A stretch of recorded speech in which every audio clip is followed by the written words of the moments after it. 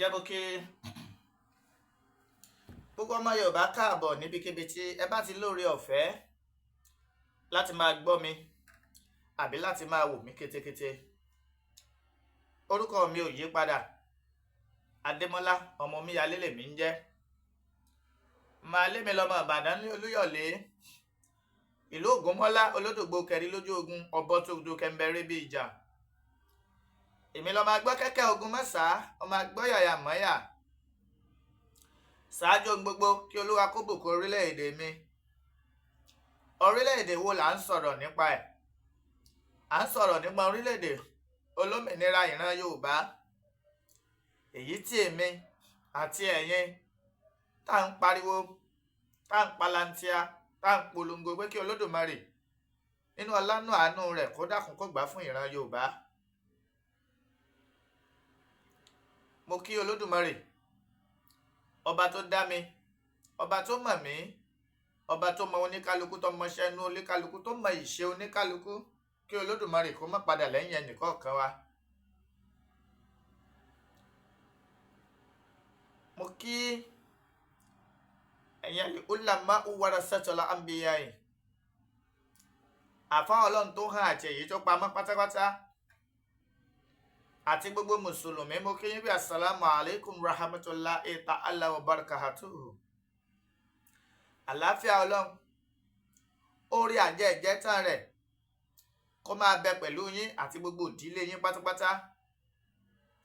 Mo kí gbogbo ẹ̀yin ìyá mi, bàbá mi, ẹ̀gbọ́n mi, àbúrò mi nínú ẹ̀sìn Kristẹni, Reverend Bishop, àlùfáà nínú ìjọ àgùdà, ìjọ mímọ́, ìjọ onírìbọmi, kérúbù and sẹ́ráfù, Celestian, Methodist, Catholic. Mo kí gbogbo yín bí àlàáfíà Ọlọ́run kó máa bẹ pẹ̀lú yín àti mọ̀lẹ́bí yín o.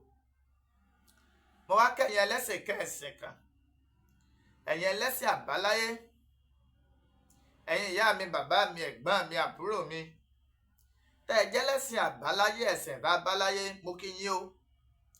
Mo ní wípé ewé a máa jẹ́, egbò a máa jẹ́, ẹ̀ní ṣe ewé já, ẹ̀ní ṣe egbò wà, àlùbáríkà àwọn tó lódùmarè tó kólé ayé lé lọ́wọ́.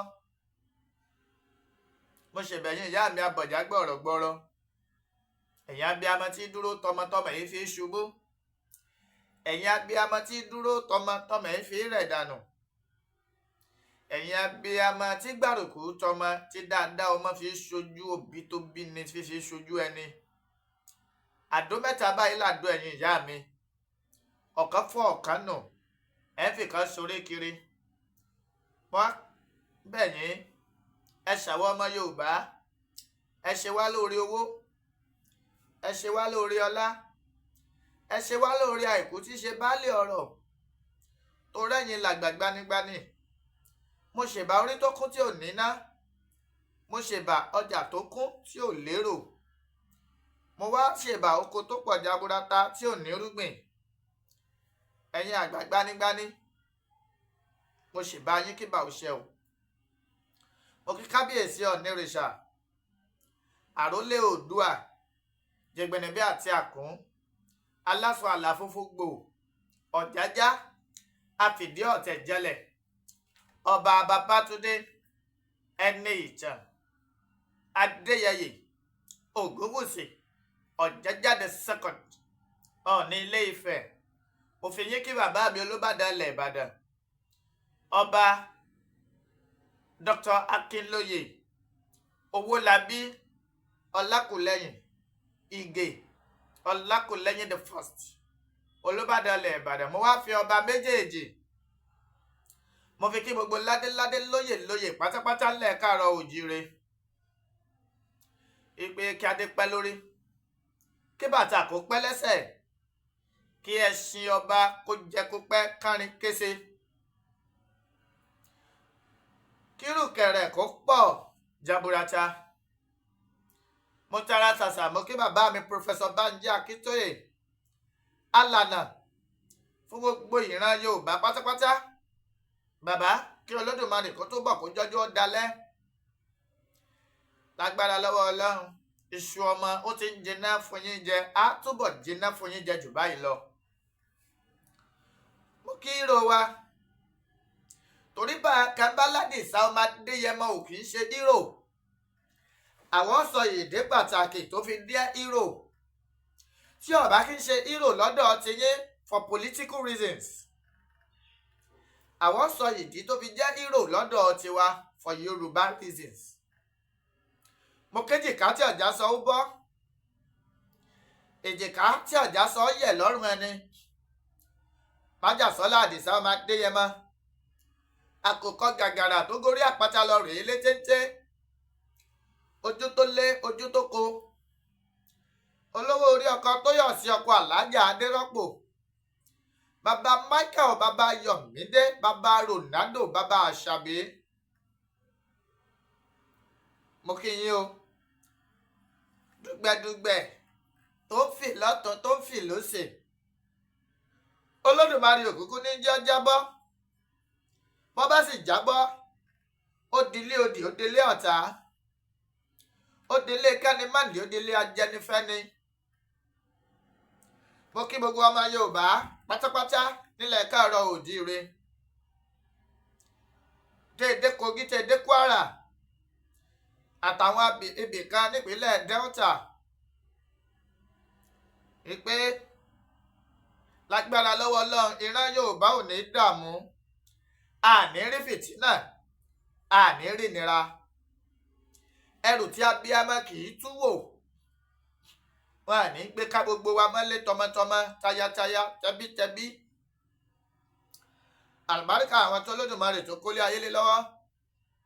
Mo kí gbogbo gómìnà ilẹ̀ Yorùbá, ìpínlẹ̀ Èkó, ìpínlẹ̀ Ògùn, ìpínlẹ̀ Ọ̀ṣun, ìpínlẹ̀ Ọ̀yọ́, ìpínlẹ̀ Oǹdó, ìpínlẹ̀ Èkìtì. Mo kí yín o. Lágbára lọ́wọ́ Ọlọ́run. Ó ń ṣọmọ olókùú bẹ́ẹ̀ ni. Àní símọ́ ìyá ẹ̀ láíláí. Mi ò torí ohun méjì wá. Bí ó ṣe wípé àwọn àgbàbọ̀ wọ́n ní odò tó bá tójú ẹni kún wọ́n ní ò lè gbé èèyàn lọ. Wọ́n sì ní ó ń bọ̀. Àwọn làádẹ́ẹ̀dẹ́. Àwọn nìkan kọ́ làádẹ́ẹ̀dẹ́ báyìí. Ojú báyìí la fi tó. Ẹni ẹ bú ìyá ẹ̀ tán bú bàbá ẹ̀. Tó ní mo fà nílé kóòtù Ọlọ́run. Ọ̀lẹ ẹlẹ́sìn rìn lọ́yà. Irú ọmọ bẹ́ẹ̀ bá fífá jájẹ kò léèwọ̀. Béèyàn bá bú Májàsọ́lá Àdìsá ọmọ Adéyẹmọ èmi ló bú. Bọ́ọ̀kà Àdìsá ọmọ Adéyẹmọ ní kò èmi lọ́kàn kó. Torí bàbá mi ni. Adẹ̀mọ́ tó fojú winá lórí ọ̀rọ̀ ìran Yorùbá. Ìdí náà tí Maiyegun tí ó fi gba kọ́ńbọ́ọ̀kì èsì látọ̀dọ̀ Àdìsá ọmọ Adéyẹmọ. Bẹ́ẹ̀ ni ẹjẹ́ ń lò bẹ́ẹ̀. Torí màá ríra mi gẹ́gẹ́ bí ẹni pé mi kọ́ mo fẹ́ fún ọ lésì mọ́. Ìbá títí má dáhùn. Àmọ́ ó ṣe kókó, ó ṣe pàtàkì. Kọ gbèsè ọ̀rọ̀ rẹ Maiyegun. Tá a bá ní ká fi wèrè ilẹ̀ kó ṣòkú ìyá ẹ̀ bó bá ṣe wù. Ó lè sún jẹ. Ó dẹ̀ kàn lè jù sójú títì. Àmọ́ òórùn rẹ̀ ò ní jára àdúgbò ọgbádùn. Ìdí nìyẹn tá a fi tara ṣàṣà. Tá a fi ní fòkú lẹ̀ kó ṣòkú ẹ̀ bó bá ṣe wù. Maiyegun sọ̀rọ̀ tó pọ̀ nínú broadcast ẹ̀ tó ṣe lánàá. Léyìí tó sì fi àwọn ẹ̀sùn ka olóyè Sunday Igboho. Tá a sì rí gẹ́gẹ́ bí defamation of character. Bẹ́ẹ̀ ni. Àmọ́ Ọlọ́run Olódùmarè á máa fọ̀tá ẹni hàn ni. Bẹ́ẹ̀ ò tiẹ̀ fẹ́ gbà pọ́ ta àwọn ni. Ọlọ́run á máa fọ̀tá ẹni hàn ni. I keep on saying it. Wípé èpè tẹ́ ẹ bá fún Tinubu, èmi tí mo jókòó yìí náà dìsáàfù ń bẹ̀ fún ìdí àtàlàyé lórí wípé mo ṣe àtìlẹ́yìn f'Aṣíwájú Bọ́lá Ahmed Tinubu, àmọ́ àtìlẹ́yìn tí mo ṣe kìí ṣe pé láti spy ọmọ Yorùbá, kò dẹ̀ kìí ṣe pé láti fi ọmọ Yorùbá sínú ìgbèkùn. Ẹ̀yin àgbàgbọ́ ẹni bí ọba nídìí obìnrin kìí jẹ́ kúmólú. Bí ọba nídìí àtìlẹ́yìn yẹn ò ní ṣẹlẹ̀. Maiyegun àti ìwà àwọn èèyàn bíi tiẹ̀ kò bá wù mí kẹ́ gbé àpótí kẹ́ súnmọ́ bíi ti tẹlifíṣàn àbí laptop àbí tẹlifóònù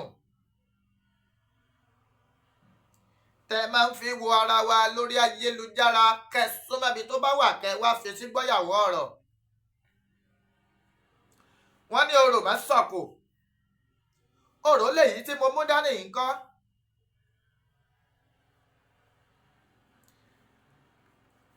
Maiyegun ló sọ̀kò sórí òrùlé, ó sì ti dandan kó gbóhùn onílé. Onílé ti wá ṣetán láti dẹ́kun fún Maiyegun. Maiyegun has never been fighting for Yoruba nation. Maiyegun has been fighting for Biafra. Ìgbà tó wá rí bí nǹkan ṣe lọ ni Maiyegun náà fara pẹ́ ọ̀rọ̀ pé ká gba òmìnira ìran Yorùbá.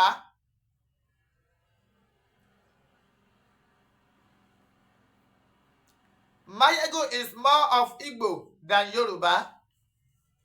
Gbogbo ìṣesí Maiyegun kò yàtọ̀ sí ti Igbo. Torí àtìlẹ́yìn tó gbẹgbẹ́ ni Maiyegun ṣe fún Peter Obi ní 2023 lórí ètò ìbò tó kọjá lọ. Maiyegun sọ̀rọ̀, ọfà kò mú òkun yọ. Èmi náà gbé bírò mi, mo mú tákàdá pẹ̀lú ìwé, mo kọ àwọn ọ̀rọ̀ tó sọ sílẹ̀ léyìí tí máa yànnàná lẹ́yọ kọ̀ọ̀kan. Ẹ jẹ́ n bọ́ máa dé yẹn máa dúpẹ́ pé ìjì tó jà kò dominú àgbẹnù. Ká ló dominú àgbẹnù ni ìntàwí ìkọlà bá máa sọ. Ẹni àdìsá gbójú okòlé ọ̀jẹ̀ ní agbá. Kí ni tẹ́ ẹ fẹ́ lọ́wọ́ ọmọ adé ẹ mọ́? Ẹni tó ti wà ní ìdálẹ̀ going to 4 years now, tí ò lè wálé àbí nítorí pé àwọn fídíò wọn ní ìmẹ̀kọ. If you care to know, ìmẹ̀kọ ò jìnnà sí Kòtónú o. Bẹ́ẹ̀ ni, tẹ́ ẹ bá gbọ́ èdè tí a ń sọ dáadáa ní ìmẹ̀kọ, ẹ mọ̀ pé kò fẹ́ fi gbogbo ara pẹ́ ti Yorùbá, àmọ́ Yorùbá ni wọ́n dẹ̀ gbọ́ Yorùbá dáadáa. Àmọ́ wọ́n ti súnmọ́ Benin Republic. Kẹ́ ẹ lè mọ̀ pé Olóyè Sunday Igboho Oosha ń ṣọkà kínní pé nǹkan ò gbọ́dọ̀ bàjẹ́ ńlọba Adéyẹ máa ń ṣe. Bí ó bá jẹ́ bẹ́ẹ̀ ni ẹ bá fẹ́ sọ pé ó ti gbòmìnira tòótọ́, gẹ́gẹ́ bí ọ̀rọ̀ amọ̀kọ́mẹ́kọ̀ èyí tí Maiyegun sọ wípé Aṣíwájú Bọ́lá Ahmed Tinubu tí í ṣe ààrẹ orílẹ̀-èdè Nàìjíríà pé ó ní ètò, ó sì ní ọ̀rọ̀ ohun àtẹ̀lé tó sọ fún Olóyè Sunday Àdìsá ọmọ Adéyẹmọ. Léyìí tí Maiyegun tó ń fọwọ́ rẹ̀ sọ̀yà wípé òun ní àwọn ẹ̀rí máa jẹ́ mi rìnṣó tó ń lè fi sọ wípé olóyè Sunday Igboho Oosha àtàṣíwájú Bọ́lá Ahmed Tinubu ni wọ́n jọ sùn pàǹpá pọ̀ wípé kí wọ́n wá àtáàkì ilé wọn ní July 1st 2021. I want the all Yorubas to hold Maiyegun accountable for that statement.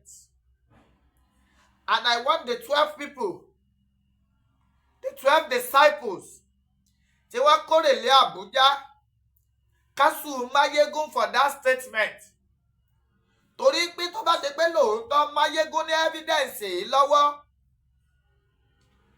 láti ìgbà yìí tí ò sì gbé jáde síta tó wá fi àwa méjìlá yẹn ká lọ rèé jẹ̀yà kọ̀mọ̀dé nílùú Àbújá, a jẹ́ pé ẹni ibi gbá àti pamari balùwẹ̀ ó ní Maiyegun tí ò sì yẹ kí ìran Yorùbá ó fojú rewo Maiyegun. Bẹ́ẹ̀ ni fún ìdí àtàlàyé Àdìsá.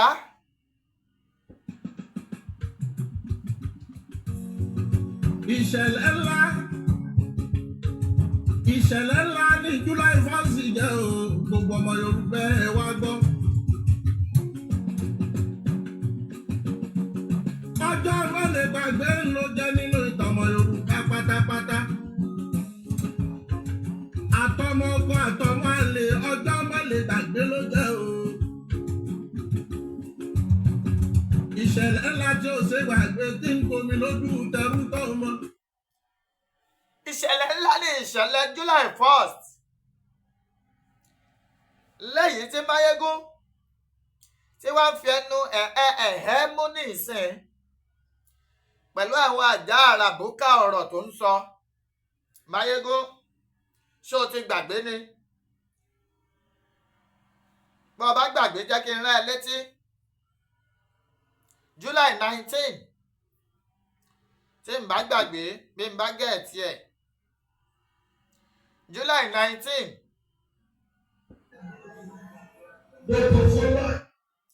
kó tó di pé ìdájọ́ Supreme Court ó wáyé ní 2023. Maiyegun, ìwọ fúnra rẹ̀ mọ̀ wípé Peter Obi ló fi gbogbo ìkànnì rẹ̀ campaign fún, which I have the evidence torí mo máa ń follow ẹ back to back.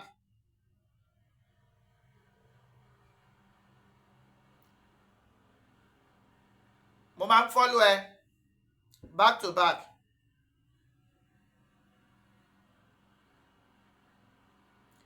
Mo fẹ́ fi fídíò yẹn hàn yín ni o, àti tí Maiyegun kọ sórí ẹ̀ kẹ́ ẹ lè mọ̀ pé Maiyegun ọmọ tàn wá kó má fọ̀bọ́ lọ ìran Yorùbá, torí pé I am not going to take that from him. Lóòótọ́ olóyè Sunday Igboho Oosha ọmọ Yorùbá tí ò sì ní fọwọ́ òsì júwe ilé bàbá rẹ̀ láéláé. Olóyè Sunday Igboho Oosha bá wá sọ wípé Yorùbá nation àní kankan ṣe pẹ̀lú protest end bad government. Àdìsá máa ti ń sọ, màá dẹ̀ ṣàlàyé èyí tí Yorùbá nation dúró fún. A dúró fún pínpín orílẹ̀-èdè Nàìjíríà, pé kí ẹlẹ́kọ̀ọ́ kó kó ẹ̀kọ́ rẹ̀ lọ́wọ́. Ìta dúró fún nìyẹn. A dúró fún end bad government àbí end so or end that. Ìntí gbogbo ayé mọ lóyè Sunday Igboho Oosha mọ́ ó ní wípé àní ẹ pín wa, ẹ jí oníkálukú ọmọ ẹ lọ lọ́tọ̀ọ̀tọ̀, ẹ jẹ́ kẹ́lẹ́kọ̀ọ́ kó kẹ́kọ̀ọ́ ẹ̀ lọ́wọ́. tẹ́ bá ní pé ká end the bad government, ṣe ẹ fẹ́ kó lóye Sunday Igboho Oosha kó sọ̀pọ́ọ̀tì Shettima ni láti gbàjọba, àbí kó lóye Sunday Igboho Oosha kó sọ̀pọ́ọ̀tì military coup, àbí kó lóye Sunday Igboho Oosha ó sọ̀pọ́ọ̀tì wípé ká ẹ gbéjọba kalẹ̀ fún Peter Obi. torí pé ọ̀rọ̀ Maiyegun yìí kò yé mi.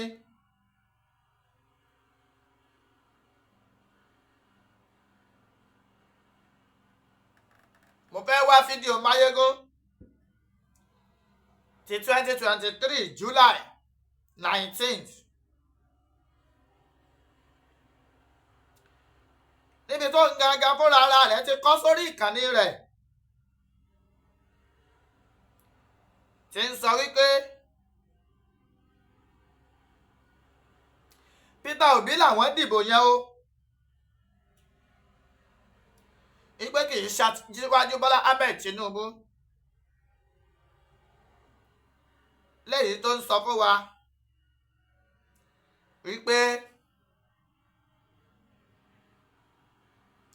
òun gangan fúnra ara rẹ̀ làbá máa pè ní alábọ̀dé fún ìran Yorùbá tí ń pẹ nìkan lọ́dàlẹ̀.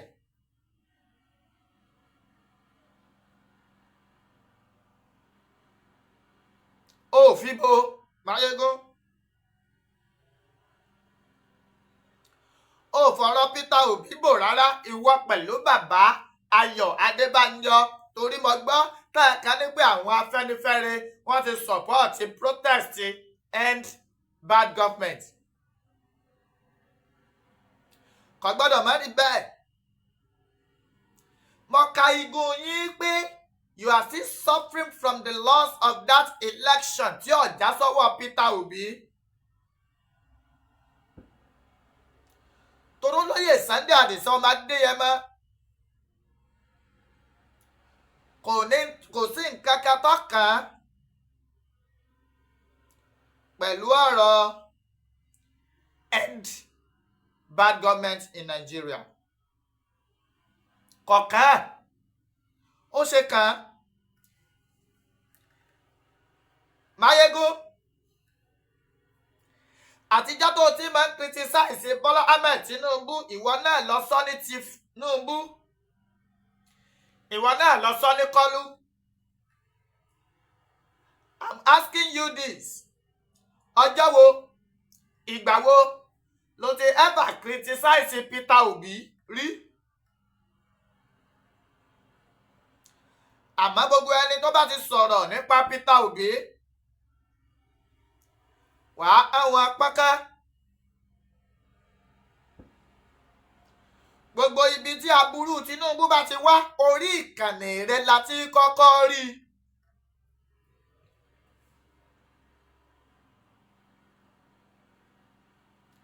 ó ní pé Tinubu was supporting Yoruba nation for him to win the ticket for presidency. Maiyegun kò yí ọ ní, bọ́ bá yí ọ ní, ò ní máa pa lálẹ́nu kọ́ Ọlọ́run sọ̀rọ̀. èmi ti sọ̀rọ̀ yìí so many times Olóyè Sunday Igboho Oosha, Ọládìsá ọmọ Adéyẹmọ,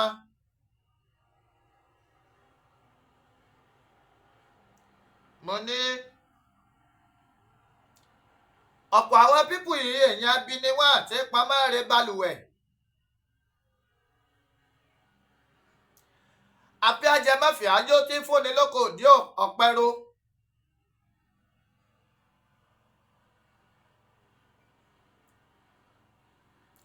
ìníwá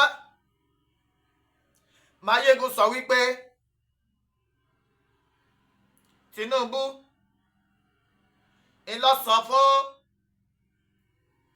olóyè Sunday Igboho Oosha kó máa sá lọ Kotonu, pé lẹ́yìn Kotonu kó máa lọ Germany, kó wá máa wọlé ìgbà tó bá wò ó, pé Tinubu àwọn òfin Nnamdi Kanu sílẹ̀. And mind you, olóyè Sunday Adisa ọmọ Adéyẹmọ did not commit any crime against Nigeria government. Wọ́n á fi ìṣẹ́jú kan proscribe Yorùbá nation. Wọ́n ti proscribe Biafra ayé tẹ IPOB tẹ gbé dání. Tó bá ṣe wípé irú protest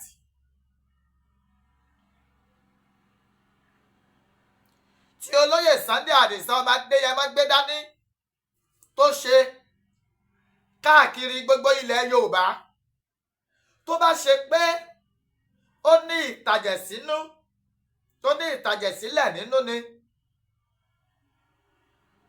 ìtàwí ìkọlà àbá máa sọ. Tó bá jẹ́ wípé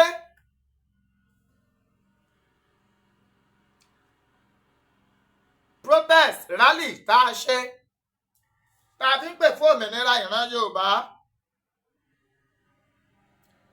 tó bá ṣe wípé a fi bà gbogbo ogún ìran Yorùbá jẹ́ ni, ìtàwí ìkọ́ làbá máa sọ. Àmọ́ kò sí ibi kankan, kò sí ibikíbi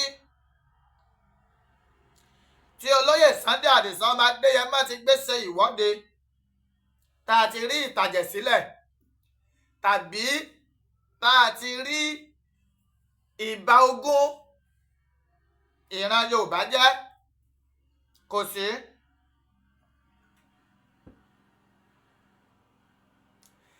Tá a bá tọ́lóyè Sunday Igboho tá a bá sọ wípé Yorùbá nation ò ní nǹkan kan ṣe pẹ̀lú rálì tẹ́ gbé dání, torí àmẹ̀yìn tẹ̀ ń bẹ lábẹ́ ẹ̀ ní ẹ̀yin eléri ibú, ẹni ibi, ẹni òfò tí pamọ́re balùwẹ̀, ẹ̀yin lẹ́wà under protest end bad government in Nigeria. Kò dẹ̀ ní ṣe pẹ̀lú Yorùbá nation. Tó bá ṣe pé ẹgbẹ́ rally end Nigeria now tẹ́ ẹ gbé jáde tí gbogbo yín sponsor ẹ̀, it will be there for you.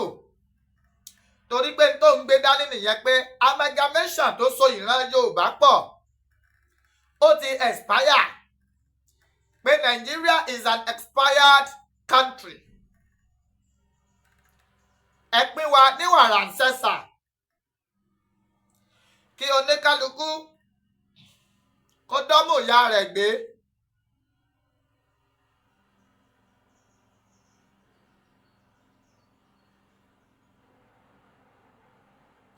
Oníkálukú kó ṣe kíni,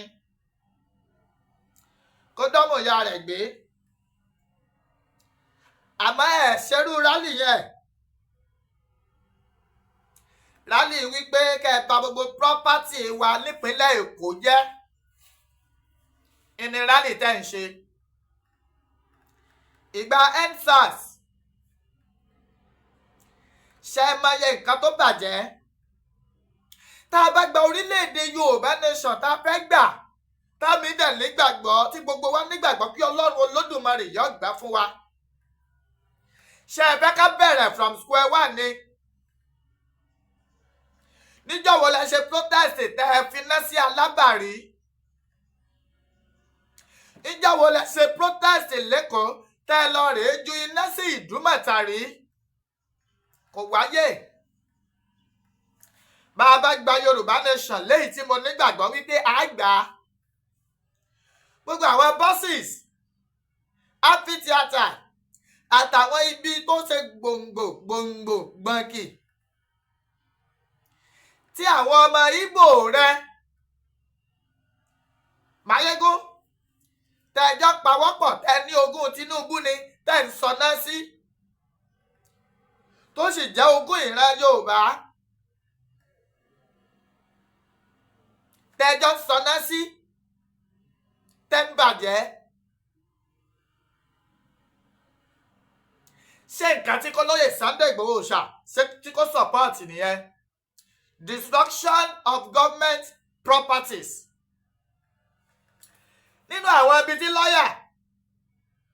lọ́yà àwọn tó organize EndSARS, nínú àwọn ibi tí wọ́n kọ wípé àwọn ó ti ṣe protest ẹ mà jẹ́ ń kà fún yín. Ìpínlẹ̀ Èkó, ìpínlẹ̀ Ògùn, ìpínlẹ̀ Ọ̀yọ́, pàápàá jùlọ wọ́n ní olú-ìlú tí ń ṣe ìlú Ìbàdàn. Ìpínlẹ̀ Ọ̀ṣun wọ́n ní olú-ìlú tí ń ṣe Òṣogbo. Àbújá, Adámáwá, wọ́n ṣàkà ìpínlẹ̀ 8. Ẹ jẹ́ bi yín léèrè, kí ló dé tí rálì ò ṣẹlẹ̀ ní Anambra? Kí ló dé tí rálì ò ṣẹlẹ̀ ní Abia? Kí ló dé tí ò sí rálì ní Imo? Kí ló dé tí ò sí rálì ní Bayelsa? Kí ló dé tí ò sí rálì ní Delta? Kí ló dé tẹ́ ẹ̀ gbé rálì yín lọ sí Warri kẹgbẹ́ lọ sí Àsàbà? Tá a bá fẹ́ ṣe rálì tó concern gbogbo wa, èmi nígbàgbọ́ pé kí oníkálukú wa ká tẹ ọkọ̀ létí ká lọ ìpínlẹ̀ tí wọ́n ti gbé bí wa lọ́mọ. Kí gbogbo ọmọ Ìgbò tí ń bẹ ní ìpínlẹ̀ Èkó kí á tẹkọ̀ létí kí á gba ìlú wọn lọ. Kọ́mọ Haúsá tí ń bẹ ní Èkó kí á tẹ ọkọ̀ létí ká gba ìlú wọn lọ. Kí Yorùbá ó ṣe protest Yorùbá kó jẹ́ pé Yorùbá fúnra ara rẹ̀ nìkan lọ́dá wà ní ìpínlẹ̀ Èkó tó ń ṣe protest. Kí Yorùbá nìkan sọ kó dá wà ní ìpínlẹ̀ Ọ̀yọ́ kó ṣe protest. Kí Yorùbá nìkan sọ kó dá wà ní ìpínlẹ̀ Ògùn kó ṣe protest. Kí Yorùbá nìkan sọ kó wà ní ìpínlẹ̀ Ọ̀ṣun kó ṣe protest. Kí Yorùbá nìkan sọ kó wà ní ìpínlẹ̀ Èkìtì kó ṣe protest. Kí Yorùbá nìkan sọ ká wà ní ìpínlẹ̀ Ondo ká ṣe protest. Kó sì lọ ní sẹdẹrẹ wẹ̀rẹ̀rẹ̀ ní tòbínòbí ní alálàáfíà. Kò sí òfin kan ní àgbáláyé tó sọ wípé kéèyàn má fi ẹ̀hónú hàn. Tó bá ti wá jẹ́ wípé ọ̀wọ́ Yorùbá nìkan ní fi ẹ̀hónú hàn ní inú ìlú rẹ̀, ṣé ẹ mọ̀ wípé Yorùbá ò ní ponú débi wípé kí á ba ogún ní wọn jẹ́? À mọ̀ wípé ìta fẹ́ dé bá bí a bá gba orílẹ̀-èdè tiwa tán, ìta fẹ́ dé bá náà fúnra ara wa la bàjẹ́. Lẹ́yìn tí mo sì mọ̀ wípé ọmọ Yorùbá ò ní ẹ́bà ṣerú ẹ̀, á ṣe ìwọ́de wọ́ọ́rọ́wọ́ ni. Ẹ wo ìwọ́de tá a ṣe ní ìgbà Yorùbá Nation agitation tá à ń protest káàkiri. Ìpínlẹ̀ Èkìtì ló jáde jù, ọlọ́pàá ń wò wá, sójà ń wò wá, gbogbo ẹ̀ṣọ́ aláàbò pátápátá ìní ń wo Olóyè Sunday Igboho Oosha tí ọ̀rọ̀ tí ń sọ tí sì ń dùn létí wọn. Wọ́n ń wò wá torí pé àbá dúkìá ìjọba kankan jẹ́, torí àwa Yorùbá a ní ọpọlọ adẹ̀nílàákàyè lórí wípé ogún wa ò gbọdọ̀ bàjẹ́ látọwọ́ wa nígbà tá a kì í ṣe ọmọ akótilétà, a kì í ṣe arúgbó ọmọ. Ìgbà tí Ìgbò tá a bá wá jọ protest nìbàdàn tó wá ràn wá lọ́wọ́ tó lọ rèé ti nábọ̀ Cocoa House, tó ràn wá lọ́wọ́ tó ti nábọ̀ secretariat nìbàdàn, tó ràn wá lọ́wọ́ tó ti nábọ̀ local government wa, tó ràn wá lọ́wọ́ tó wo Liberty Stadium, Ọbáfẹ́mi Awólọ́wọ̀ Stadium tó ti nábọ̀, tẹ́ ràn wá lọ́wọ́ tẹ́ wo Premier Hotel tẹ́ ti nábọ̀, tẹ́ ràn wá lọ́wọ́ tẹ́ wo Premier FM tẹ́ ti nábọ̀, tẹ́ ràn wá lọ́wọ́ tẹ́ wo NTA tẹ́ ti nábọ̀, tẹ́ tún ràn wá lọ́wọ́ tẹ́ wo BCOS tẹ́ ti nábọ̀, tẹ́ ràn wá lọ́wọ́ tẹ́ kánná sí Fresh FM, tẹ́ ràn wá lọ́wọ́ tẹ́ kánná sí Lágelú, tẹ́ ràn wá lọ́wọ́ tẹ́ kánná sí Àgídìgbò. gbogbo bus terminal tí gómìnà Ṣèyí Mákindé ṣe tẹ́ kánná sí gbogbo health center wa tẹ́ ràn wá lọ́wọ́ tẹ́ kánná sí UCH ńbàdàn tí ọmọ Ìgbò ràn wá lọ́wọ́ tó kánná sí ẹjọ́ nítorí Ọlọ́run kí ni kí ìran Yorùbá ó dé bá.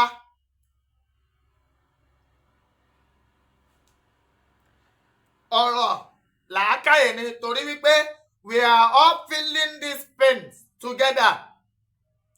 bọ̀ ẹ̀rù ìbá ogún wa jẹ́ láti ọwọ́ àwọn àjòjì gbòlòdò ìní ń bà wá.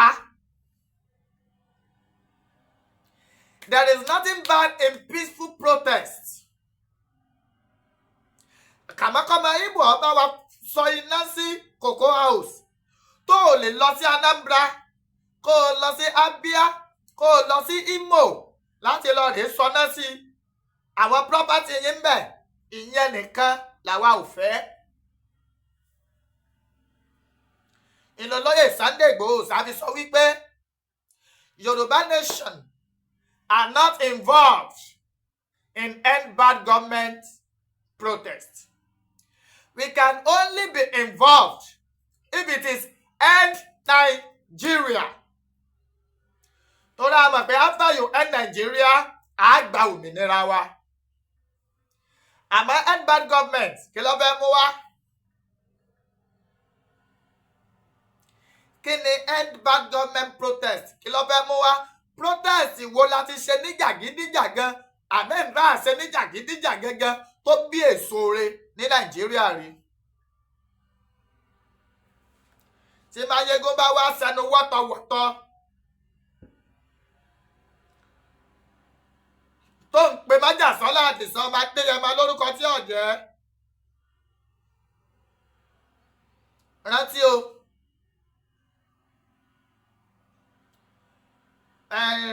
Bàbá tó bá gbèsò òkà ọmọ rẹ̀ ọ̀jẹ̀ ń bẹ̀ o. Àfáà tó sì ní ìyàn múni àwọn ọmọ iléeké ò ní jẹ tíra o. Ìjà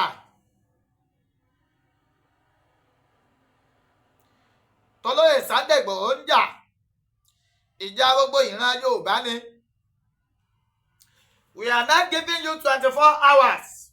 Maiyegun, evidence tó ní against Oloye Sunday Igboho tó ní wọ́n gbowó lọ́wọ́ Tinubu tó ní pé Tinubu ló mọ̀ ní Tinubu àt'Oloye Sunday Igboho lájọ plan bí a ṣe àtáàkì ilé Oloye Sunday Igboho tí ẹ̀mí méjì tó fi bọ́ tí ọ̀pọ̀ àwa aláìṣẹ̀ tá a fi dèrò Àbújá.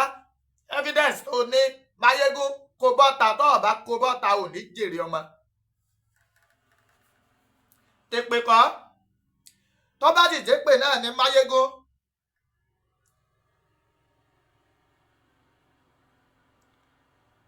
Lóòótọ́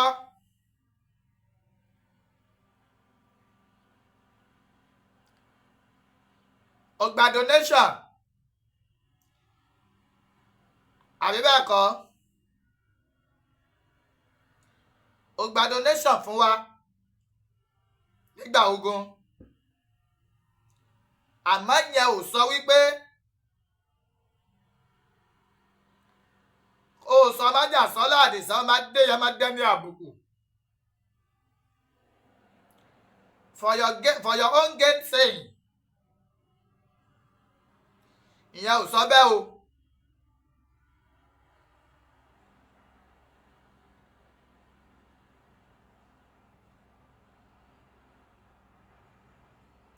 Mo fẹ́ wá fídíò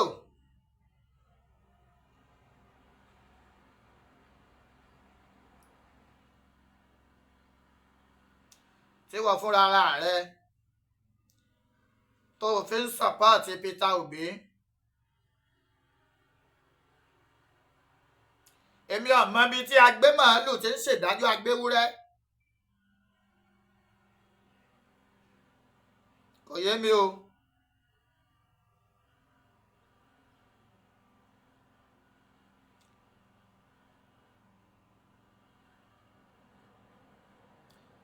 September 7, 2023.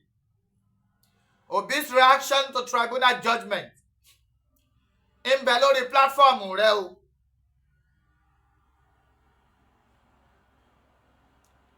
ń ṣe kí ni? ń bẹ lórí pílátífọ́ọ̀mù rẹ.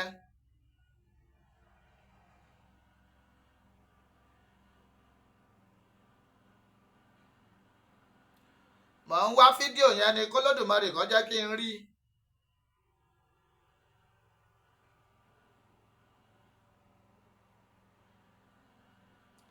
fúnra ara rẹ ló sọ.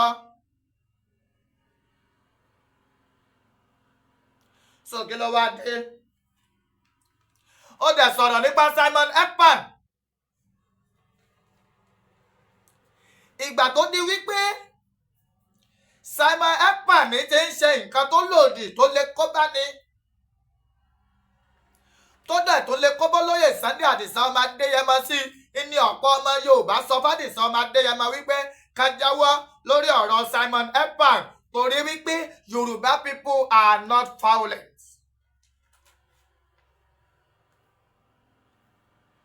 kí ni mo sọ?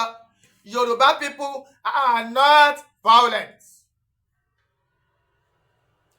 a nígbàgbọ́ nínú ìlànà tọ́tọ́ àti èyí tó yẹ.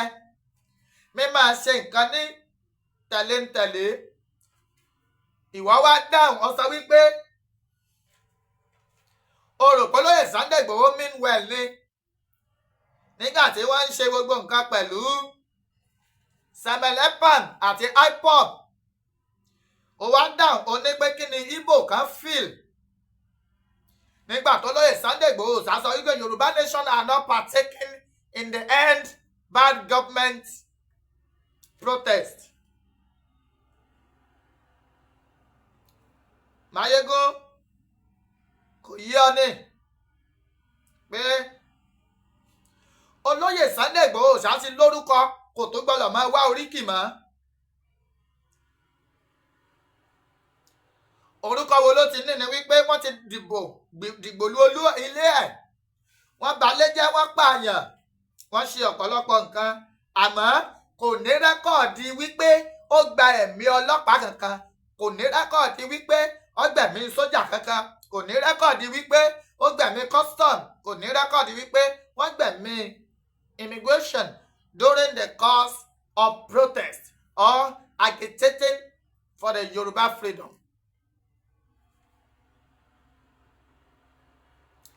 ìwọ yìí kan náà ló jẹ́ wípé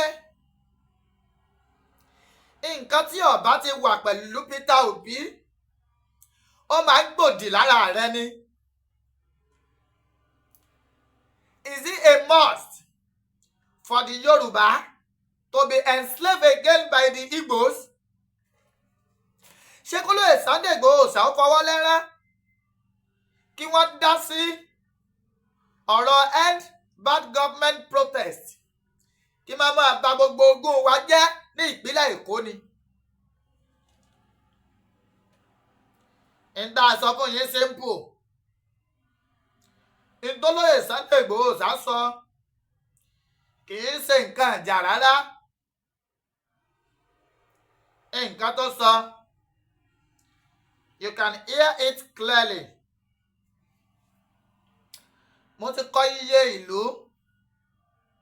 ìpínlẹ̀, olúùlú tí wọ́n ti ní àwọn fẹ́ ṣe ìwọ́de.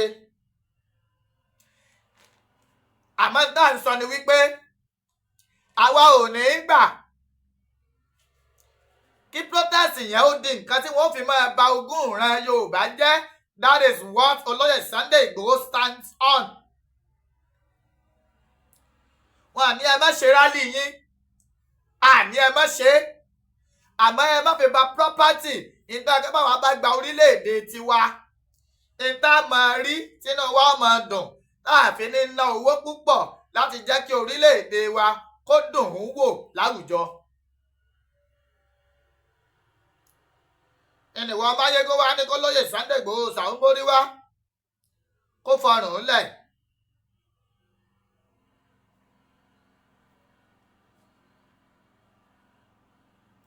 àbí You are still suffering from the loss of your cousin. Peter Obi, ìní ìyà tí ń jẹ ọ́ nù. Kì í ṣe pé orí rẹ̀ pé Maiyegun. Kì í ṣe pé ó máa ń sọ nǹkan kan tó wà sensible náà lórí ètò rẹ̀. But torí wípé a fẹ́ gba òmìnira and you are analysing some issues. Tá a dẹ̀ rí wípé lóòótọ́ tó ń sọ yìí, ọ̀farapẹ̀ ni kì í ṣe pé ó pàtàkì. You have never supported Yoruba nation. Get that into your skull. Ẹ ló lé ọ̀sá. Ẹ̀mí ọ̀dà tọwọ́ ẹ̀ lẹ̀ ọ̀dà á lẹ̀. Kí lẹ́ni kan máa dé yẹn mọ́ ó ṣe.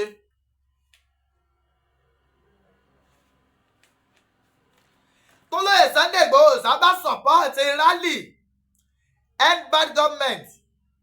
Gbogbo ọ̀ràn tẹ́ ẹ bá dá ń bẹ̀. Ẹ̀yin ọmọ Igbo, gbogbo ọ̀ràn tẹ́ ẹ bá sásìkò ọ̀rọ̀ tẹ́ ẹ dá ọrùn Oloye Sunday Igboho Oosha ni wọ́n dìlé. Ṣé ẹ fẹ́ pa bàbá ń bàbá ni? Tí ẹ bá ṣe pé ẹyẹ lérí burúkú tí pamọ́ rẹ balùwẹ̀, ẹni òfò ẹni àdánù lẹ́fẹ́ yà. Why don't you leave Igboho alone? Let's face the reality together. Maiyegun, Amẹ́ríkà tó wà, èló lẹ̀ ń ra oúnjẹ tẹ́lẹ̀, èló lẹ̀ ń rà ní ìsìn. Ìtawà ń sọ tá a dúró lé lórí ni wípé end Nigeria. A wà lórí pé end bad government. Ṣé ká gbéjọba fún Shettima ni àbí ká gbé fún Peter Obi? Ká tún fi pọ̀ lùpì. Àní ẹ pín orílẹ̀-èdè kọ́níkálukú ọ̀dá wà káwá fèsì wárántì wa fúnra wa.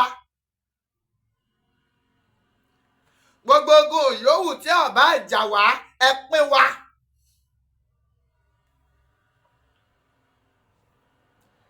Oloye Sunday Igboho Oosha dúró fún nìyẹn. Now you now said Afẹ́nifẹ́re. Torí mo wá wa bí ẹ kọ́mẹ̀ntì. Ẹ bẹ̀rẹ̀ sí ní insult Oloye Sunday Igboho. Ẹni pa Afẹ́nifẹ́re ti support protest. Afẹ́nifẹ́re èwo? Afẹ́nifẹ́re pín sí méjì.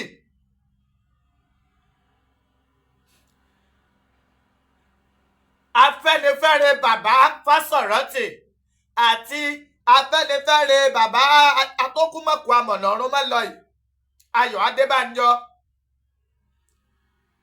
Gbogbo èèyàn náà ló sì mọ̀ pé bàbá Ayọ̀ Adébánjọ campaigned openly for Peter Obi. Bàbá wa náà, bàbá wa Ayọ̀ Adébánjọ kì í ṣe pé abú yín o. Torí ẹnu ọmọ ọ̀gbà ìyá pàdé mọ́. Why? Tí àwọn bàbá Ayọ̀ Adébánjọ Afẹ́nifẹ́re wọn, why don't they call for end Nigeria protest? Why are they calling for end bad government? Ṣé tó bá ṣe wípé Peter Obi ẹlẹ́sìn rìn tẹ́yìn náà gbé dání lọ wọlé tí gbogbo nǹkan tó wá rí báyìí náà ṣé ẹ máa pè fún rúùpì tẹ́ ń pè? Afẹ́nifẹ́ bí ní bàbá Ayọ̀ Adébánjọ. Bàbá Ayọ̀ Adébánjọ should be able to come out openly. Kẹ́ ẹ sọ fún gbogbo àgbáyé wípé amalgamation wa ó ti expire fún ìdí èyí ká pín Nàìjíríà. Kì í ṣe pé tẹ̀wọ́n abẹ́ ní end bad government protest ká lè gbé fún runner up. Àbí kíni? Àbí kí military ó lè take over. Àní ń táwa ń sọ. Oloye Sunday Igboho Oosha ń sọ. Ó ní wípé ẹ fún wa ní òmìnira, ẹ pín Nàìjíríà.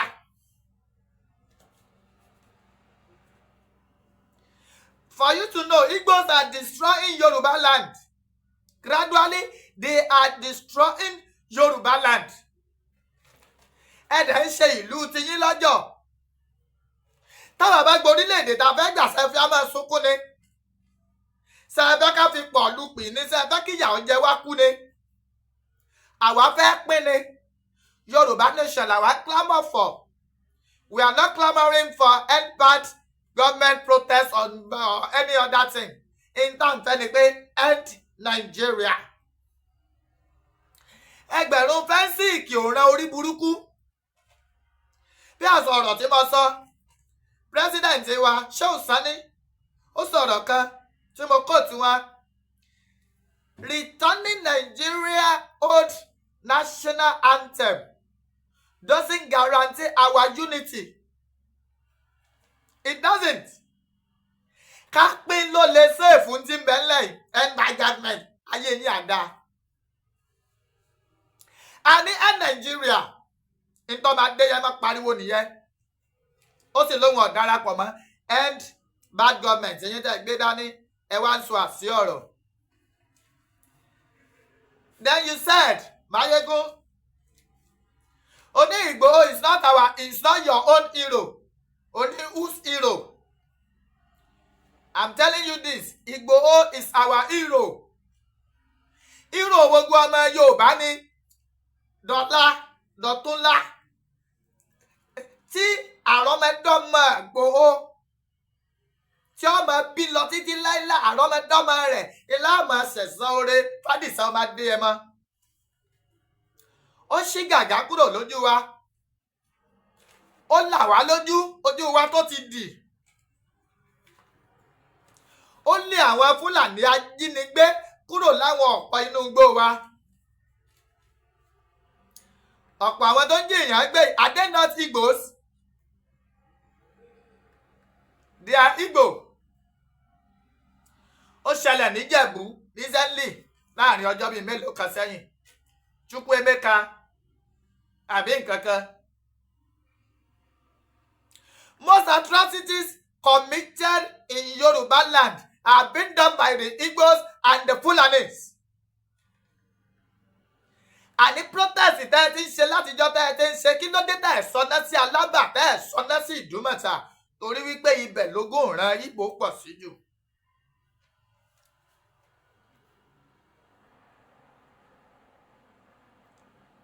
Tẹ́ bá ní àfòpin sí orílẹ̀-èdè Nàìjíríà ní ìsìn gbogbo wa yìí là bọ́ ta.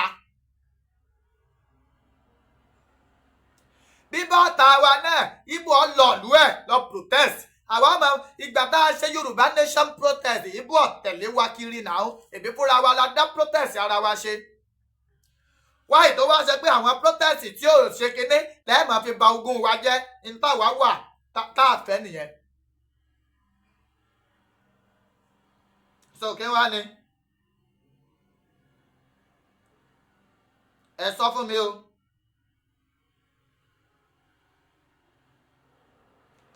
Ẹ̀yin òpònú ayérada yìí.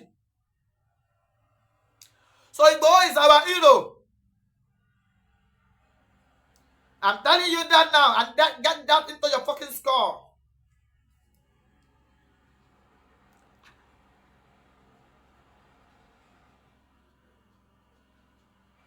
Mary now, Maiyegun. If you say Igboho is not our hero, gbogbo ìgbà tí ń káàkiri inú igbó tí ń lé àwọn ajínigbé kiri. Tó bá dẹ̀ wá sọ wípé Maiyegun tó bá ní wípé wọ́n plan attack ilé olóyè Sunday Igboho Oosha gẹ́gẹ́ bó ṣe sọ ní lágbára lọ́wọ́ Ọlọ́run yóò ṣẹlẹ̀ síran rẹ̀. Àrọ́mọdọ́mọ rẹ̀ Maiyegun wọn ò ní bọ́nú òyà. Ìwọ àtàwọn tẹ́ ẹjọ́ ń gbèròyìn òfò kiri. Lágbára Ọlọ́run àlùbáríkà àwọn tó lódùmarè tó kólé ayé lé lọ́wọ́. Kí ló dé? Ìgbòho ní kólókó má roko.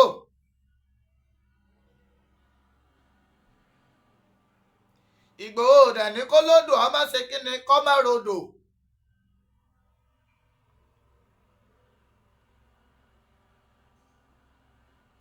Èyí tí Ìgbòho ń sọ fún yín ni wípé Yorùbá nation ó ní February 15, 2023 lórí pílátífọ́ọ̀mù rẹ̀ Maiyegun Peter Obi gives account of his presidential campaign expenses. On May 4, Maiyegun Peter Obi speak at a town hall meeting and thank you tour in America.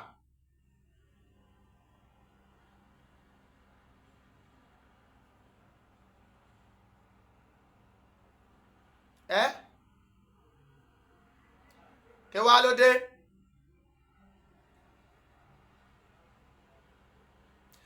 Lórí pílátífọ́ọ̀mù rẹ bákan náà April 2 Obi denies the viral phone calls with Oyedepo. Lórí pílátífọ́ọ̀mù rẹ kan náà it is not over Atiku Obi heads to Supreme Court. That was September 7.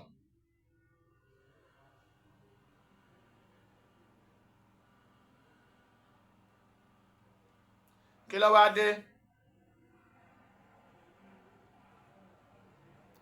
Kí ló dé tó ń parọ́ fáwọn èèyàn? Lọ́rẹ̀ sọwé agbẹ́jẹ́mọ́wọ́ o. Ó ní ó ṣe débi wípé ìgbà tí Labour Party crisis tó deepen ìwọ yìí náà ni I will soon suspend you. Lamidi Apampa ni ó wá kọ Lamidiot Apampas all because you are supporting Peter Obi. From you again, January 16, Peter Obi speaks on vision for policy change.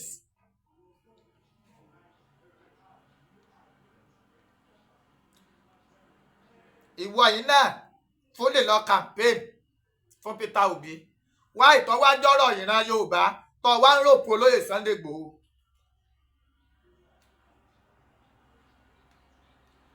Orí platform ẹ náà ni o ti ń sọ pé legal battle begins, we won and I will prove it in court.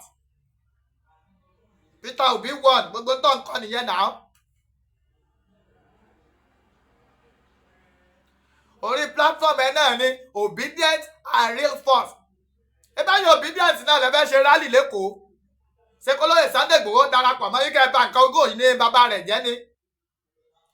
Àní ẹgbẹ́ rálì end Nigeria jáde ká support yín.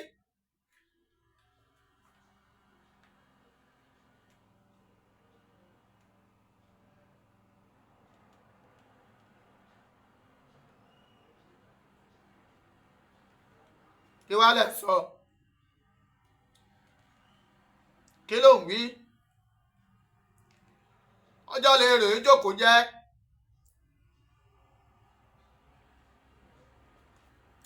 Orí platform ẹ̀ August 29 òun náà láti ń rí Peter Obi will be declared the winner soon.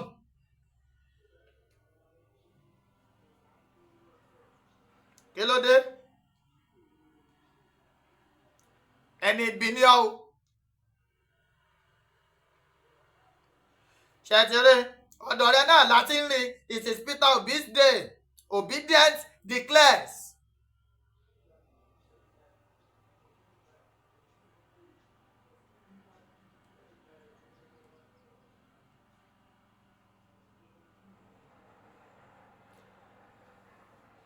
Tí ẹ ò bá mú evidence jáde against olóyè Sunday Igboho wípé àwọn àti Tinubu ni wọ́n jọ collide ni wọ́n jọ mọ bí wọ́n ṣe àtáàkì ilé olóyè ẹ ní jèrè ọmọ Maiyegun.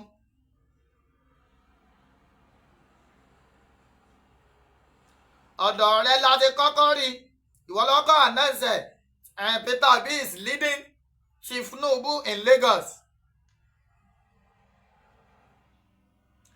Ọ̀dọ̀ rẹ náà láti rí Ọbásanjọ́ is behind Peter Obi's project. Wá dúná ǹjẹ́ ẹ rí gbogbo nǹkan báyìí lórí kíní olóyè Sunday Igboho bí? Yàtọ̀ sírú àwa yìí tá a sọ̀pọ́ọ̀tì Tinubu tó lóyè Sunday Igboho ọ̀dẹ̀rán wa. What are you now saying? Kò ní yí ọ.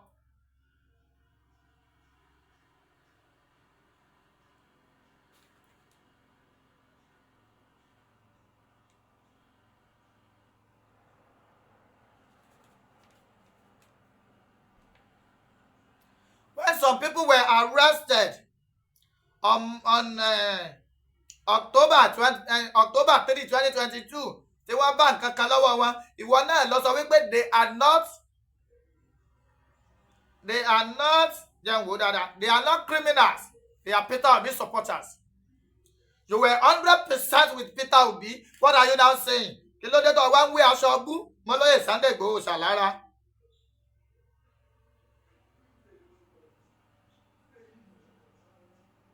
Kí ló dé?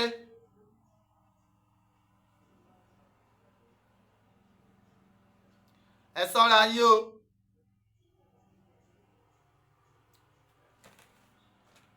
Igboho is our own hero. If he is not your hero, he is our own hero. Torí pé ìwọ Maiyegun rádaràdá yìí, a rí ọ kọ́ ọ wálé nígbà tójú ń pààràn Yorùbá o.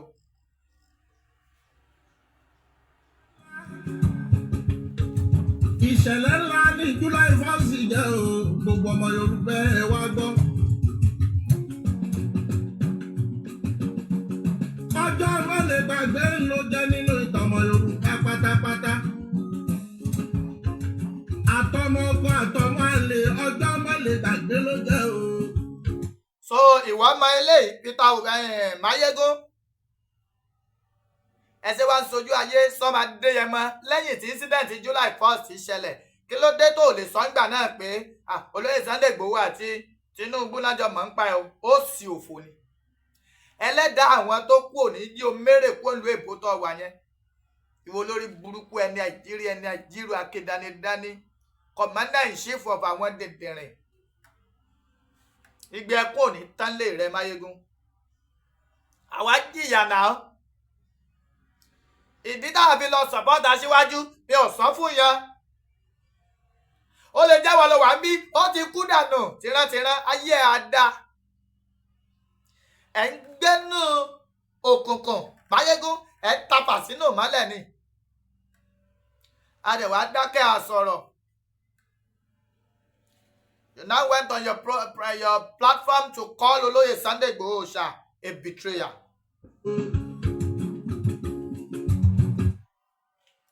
Let me read it out. Let me read it out from your platform. Maiyegun. Ntọ́kọ.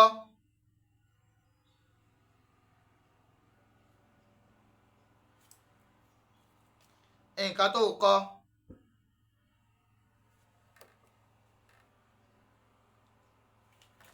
That was yesterday.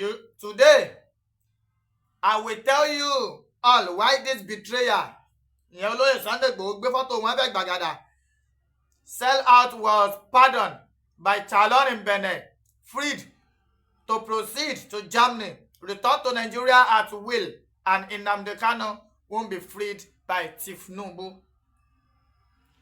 He is back to help Tinubu intimidate his supposed enemy or anyone that opposes Tinubu in Southwest.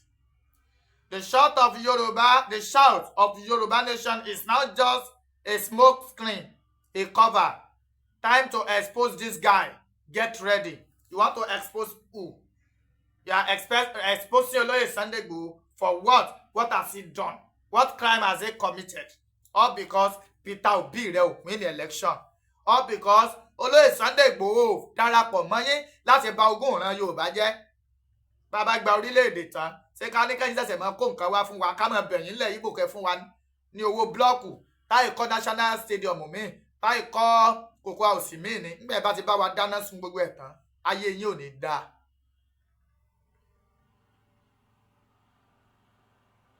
O tún kọ́ again o ní Sunday Igboho don cast. It is time to expose this mofo. Boko Haram was right. One regret I have.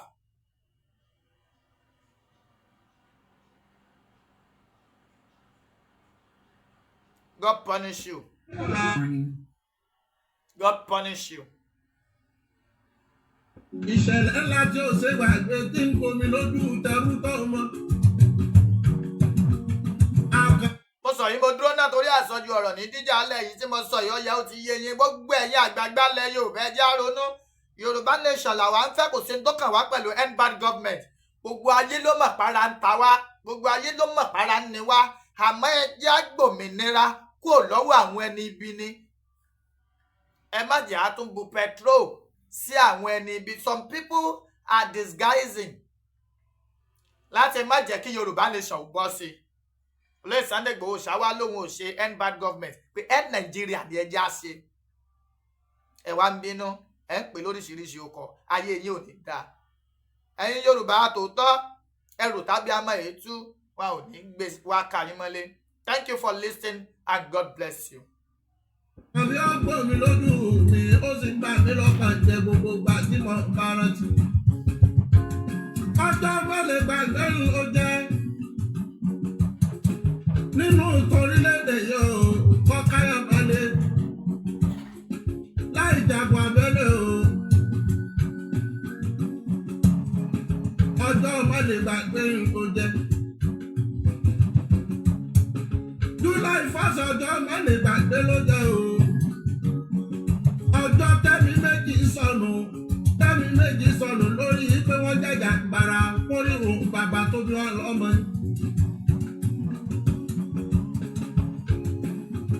Ṣé lọ́jọ́ yìí ni wọn ò bá pa mẹ́jà sọ́lá mọ́lé Ìgbòho Ìbàdàn lọ́lá? Ṣé bí lọ́jọ́ yìí ni wọn ò bá pa Àdìsọ́mọ láti kú mọ́lé o? Wọ́n wọlé bí olè lóru ni, ọmọ ń gbómi lójú mi, ó sì ń bá mi lọ́kàn jẹ́ gbogbo ìgbà tí mo bá rántí. Dúkìá ń tọ́ bàjẹ́ kò mọ̀ níye. We are only for Yoruba nation. Caution, talking about end bad government. Yoruba nation, no going back.